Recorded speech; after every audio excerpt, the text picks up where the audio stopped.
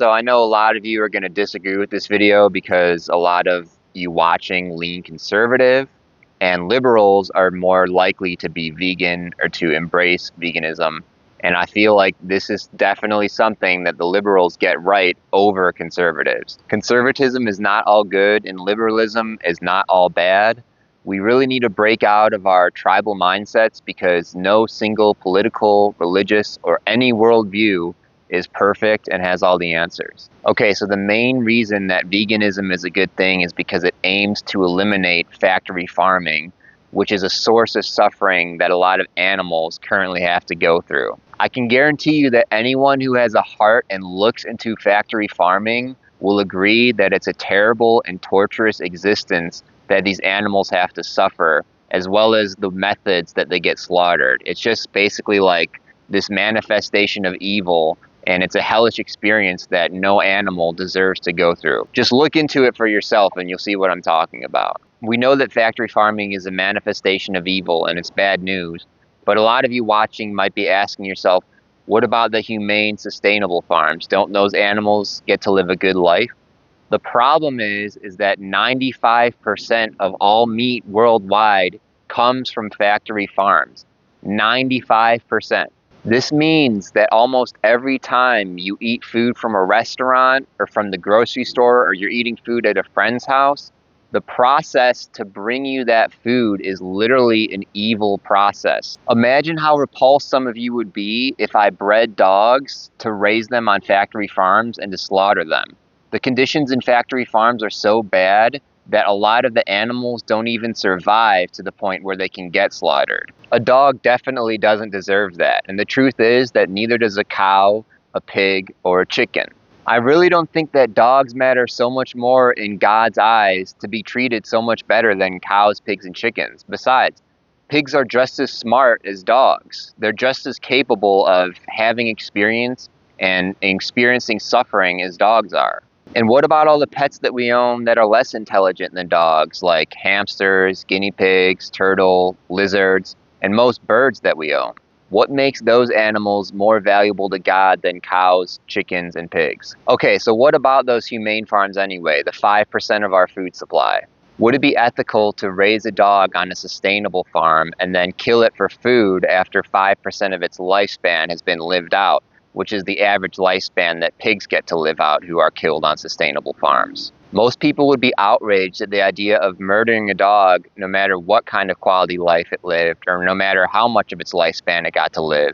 And I can guarantee you that the quality of life that these animals on the sustainable farms get is significantly worse than what the average dog gets with loving owners. Some of you are thinking to yourselves, but yeah, the animals are killed for a purpose. They're killed so that they can nourish our bodies. But the thing is that most people don't need to eat animal products to be perfectly healthy. I've looked into it, and yes, it's true. Some people do need to eat animal products to be optimally healthy, but for most people, it's simply not the case. This means that for most people, the only real reason to eat animal products is because it tastes good and it's pleasurable. So what would be the justification of me murdering your dog so I can have a pleasurable meal? I don't see the justification in that. So that's like the main philosophy as to why I believe veganism is a force for good. But there's also other significant benefits to veganism. Veganism reduces land use, water pollution, and our overall effect on the environment a lot. I asked Gemini and Gab AI how many calories of plant feed it takes to produce 1 calorie of meat.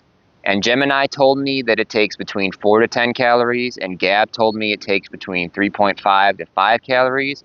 I know Gemini can be a little bit slanted because it's pretty woke and pro-vegan, but I also know that Gab, which is more Christian and conservative based, can be slanted in the opposite direction because a lot of Christians tend to be anti-vegan. So based on the data from these two sources, we can conservatively say that it takes about 5 calories of plant feed to produce 1 calorie of meat. This means that eating meat is 5 times more inefficient than eating plant sources directly.